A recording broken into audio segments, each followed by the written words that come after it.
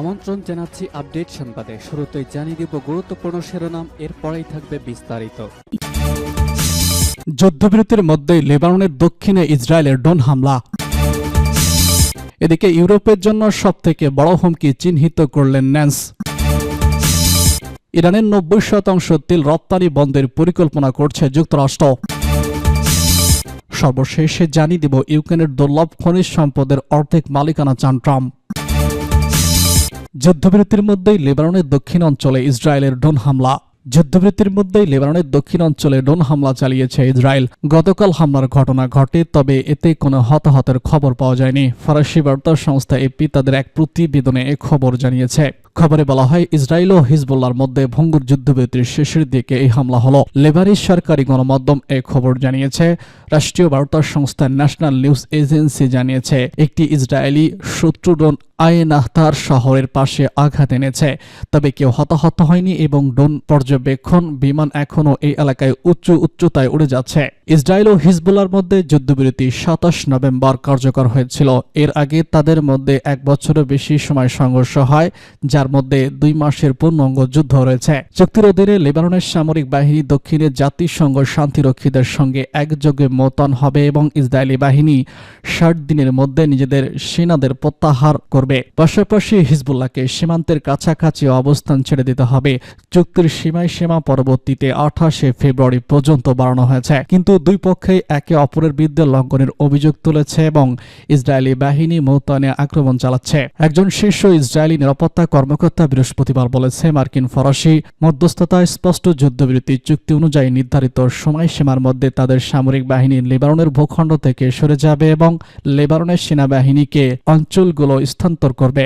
তার এই মন্তব্যের পর ইসরায়েলি সেনাবাহিনী জানায়, যুদ্ধবিরতি রাতে তাদের বিমান বাহিনী হিজবুল্লাহর সামরিক স্থাপনায় হামলা করেছে, যেগুলোর মধ্যে অস্ত্র ও লাঞ্চার ছিল। অন্যদিকে লেবাননের পার্লামেন্টের স্পিকার নাপিদ বেরি বৃহস্পতিবার জানান, যুক্তরাষ্ট্র তাকে জানিয়েছে যদিও 18 ফেব্রুয়ারি ইসরায়েল সরে যাবে, তবে তারা 5টি স্থানে থাকবে। বৈরুত বিষয়টি প্রত্যাখ্যান করেছে বলেও উল্লেখ করেছেন তিনি। ইউরোপের জন্য সবথেকে বড় হুমকি চিহ্নিত করলেন ন্যান্স। ইউরোপ বিদেশি শত্রুর চেয়ে ভেতর থেকে সবথেকে বেশি হুমকির সম্মুখীন বলে মন্তব্য করেছেন মার্কিন ভাইস প্রেসিডেন্ট জে.ডি.সি. ভ্যান্স। শুক্রবার মিউনিখ নিরাপত্তা সম্মেলনে ভ্যান্স বলেছেন, ওয়াশিংটন যখন রাশিয়া ও ইউক্রেনের মধ্যে একটি যুক্তিসঙ্গত সমাধানের প্রশ্নে ব্যস্ত, তখন ইউরোপে নিজেদেরই আরও বড় সমস্যা রয়েছে। তিনি বলেছেন, ইউরোপ সম্পর্কে যে হুমকি নিয়ে আমি সবথেকে বেশি উদ্বিগ্ন সেটি রাশিয়া নয় বা চীন নয়, এটি অন্য কোনো বাইরের শক্তি নয়। এর আগে গত বৃহস্পতিবার ওয়ার্ল্ড লিস্ট জার্নালকে দেওয়া এক সাক্ষাৎকারে ভ্যান্স একইভাবে দাবি করেছেন, ইউরোপীয় ইউনিয়নের মূলধারার রাজনৈতিক দলগুলো নিজেদের জনগণকে নিয়ে আতঙ্কিত।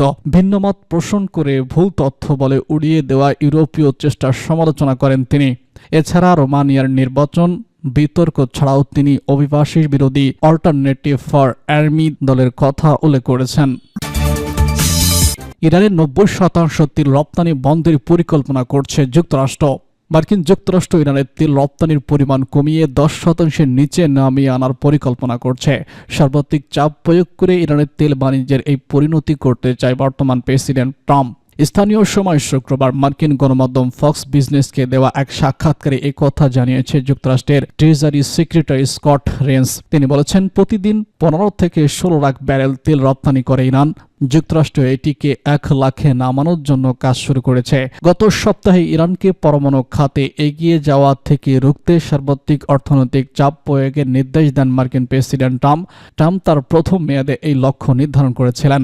গত সপ্তাহে ট্রাম্প একটি স্মারকের মাধ্যমে ট্রেজারি বিভাগকে ইরানকে পরমাণু খাতে এগিয়ে যাওয়া রুখতে সর্বাধিক অর্থনৈতিক চাপ প্রয়োগের নির্দেশ দেন। ট্রাম্পের প্রথম মেয়াদে এমন নির্দেশের ফলে ইরানের তেল রপ্তানি 2017 সালে প্রায় 30 লাখ ব্যারেল থেকে 2019 সালে 40 লাখ ব্যারেল নেমে গিয়েছিল। ট্রাম্পের প্রথম মেয়াদে 2015 সালে যৌথ সম্মিলিত কর্মপরিকল্পনা থেকে বেরিয়ে আসে ওয়াশিংটন। এরপর শুরু হয় তাদের সর্বাধিক চাপ অভিযান। ইরানকে পারমাণবিক অস্ত্র অর্জন থেকে বিরত রাখতে এই চুক্তি করা হয়। ইরানের পারমাণবিক প্রযুক্তি উন্নয়ন ঠেকাতে নিষেধাজ্ঞা আরোপ করেছেন ট্রাম্প। ট্রেজারি সেক্রেটারি বেস্টন বলেছেন, তিনি বিশ্বাস করেন ওয়াশিংটন ইরানের উপর সর্বাধিক অর্থনৈতিক চাপ প্রয়োগ করতে সক্ষম। যদি আমরা তাদের ট্রাম্পের প্রথম মেয়াদের অবস্থানে ফিরে যেতে পারি, তাহলে তারা তাদের অর্থনৈতিক সংকটে পড়বে বলে আমি মনে করি। ইরানের উচ্চ মূল্যস্ফীতি এবং বিশাল আকারের বাজেট ঘাটতির কথা উল্লেখ করে ট্রেজারি বলেছেন তাদের অর্থনীতি এখন বেশ ভঙ্গুর। তিনি আরও দাবি করেছেন ইরানের তেল রপ্তানি থেকে প্রাপ্ত আয় সন্ত্রাসী কর্মকাণ্ড অর্থায়নে ব্যবহার করা হচ্ছে। গত সপ্তাহে ট্রাম্পের ঘোষণার পরবর্তী দিনগুলোতে 3টি ট্যাঙ্কারের বিরুদ্ধে নিষেধাজ্ঞা আরোপ করেছে ট্রেজারি বিভাগ। স্টেফেন বলেছেন ট্রাম্পের নির্দেশনা পেলে মার্কিন ট্রেজারি বিভাগ রাশিয়ান শক্তির উপর নিষেধাজ্ঞা আরো বাড়াবে। ট্রাম্পের আদেশে বলা হয় স্টেট ডিপার্টমেন্টের বিদ্যমান নিষেধাজ্ঞার অব্যাহতি পরিবর্তন বা বাতিল করবে এবং ট্রেজারির সঙ্গে সমন্বয় করে সার্বত্রিক চাপ অভিযানে অংশ নেবে। তবে নিষেধাজ্ঞা বলছেন যুক্তরাষ্ট্র ইরানের তেল রপ্তানি প্রায় শূন্যের পর্যায়ে নামিয়ে আনতে পারে না যদি না তারা মধ্যস্থতাকারী এবং চীনের ক্রেতাদের লক্ষ্য করে নিষেধাজ্ঞা আরোপ করে। এই প্রসঙ্গে বেস্ট বলেছেন চীন সম্ভবত ভারত নিষেধাজ্ঞা প্রাপ্ত ইরানি তেল কিনছে এবং তা মেনে নেওয়া হবে না। ইরানের সঙ্গে একটি চুক্তি করার আশা প্রকাশ করেছে ট্রাম্প। এর প্রতিক্রিয়া হিসেবে ইরানের পররাষ্ট্রমন্ত্রী আব্বাস কারাকচি বলেছেন ট্রাম্পের সার্বত্রিক চাপ নীতির অধীনে এই সংক্রান্ত আলোচনা করা সম্ভব নয়। এদিকে ইরানের পররাষ্ট্রমন্ত্রী দেশটির রাষ্ট্রীয় গণমাধ্যমে বলেছেন আলোচনা দুর্বল অবস্থান থেকে পরিচালিত হতে পারে না, কারণ এটি তার আলোচনা হিসেবে পণ্য হবে না, বরং এটি এক ধরনের আত্মসমর্পণ হবে। আমরা কখনো এভাবে আলোচনার টেবিলে বসি না। বৈশ্বিক অর্থনীতি বিশ্লেষক প্রতিষ্ঠান centre for economic and industries রিসার্ভের তথ্য অনুসারে 2025 সালের জানুয়ারিতে ইরানের অপরিশোধিত তেল উৎপাদন প্রতিদিন 32 লাখ থেকে 80,000 বিলিয়ন ব্যারেল ছিল। বিশ্লেষকদের মতে ওপেকের স্বেচ্ছায় উৎপাদন কমানোর পরিকল্পনা যুক্তরাষ্ট্রের সার্বত্রিক চাপ অভিযানের দ্বারা খুব বেশি প্রভাবিত হবে না। এছাড়া বাজার থেকে সরিয়ে নেওয়ার প্রায় 5 লাখ ব্যারেল তেল সংরক্ষণের পর্যাপ্ত সক্ষমতা রয়েছে জোটের কাছে। ইউক্রেনের দুর্লভ খনিজ সম্পদের অর্ধেক মালিকানা চান ট্রাম্প। যুদ্ধবিধ্বস্ত ইউক্রেনের দুর্লভ খনিজ সম্পদের 50% মালিকানা চায় আমেরিকা। মার্কিন কর্মকর্তার বরাত দিয়ে ডোনাল্ড ট্রাম্প প্রশাসন ইউক্রেনকে এমন একটি প্রস্তাব দিয়েছে, সেই সঙ্গে রাশিয়া ইউক্রেন যুদ্ধ বন্ধের জন্য যদি কোনো চুক্তি হয় তাহলে যুক্তরাষ্ট্র খনির নিরাপত্তায় ইউক্রেনের সেনা মোতায়েন করতে পারে। এই খনি সম্পদের বিনিময়ে সরাসরি অর্থ পরিশোধের পরিবর্তিতে এই মালিকানা চুক্তি ইউক্রেনের যুদ্ধকালীন সহায়তার জন্য যুক্তরাষ্ট্রকে দেওয়া দেশটির প্রতিদান হিসেবে দেখা যেতে পারে বলে ট্রাম্প প্রশাসন মনে করে। মার্কিন ট্রেজারি সেক্রেটারি কিয়েভকে প্রেসিডেন্ট ভ্লাদিমির পুতিনের সঙ্গে বৈঠক করে এই প্রস্তাব পেশ করেন।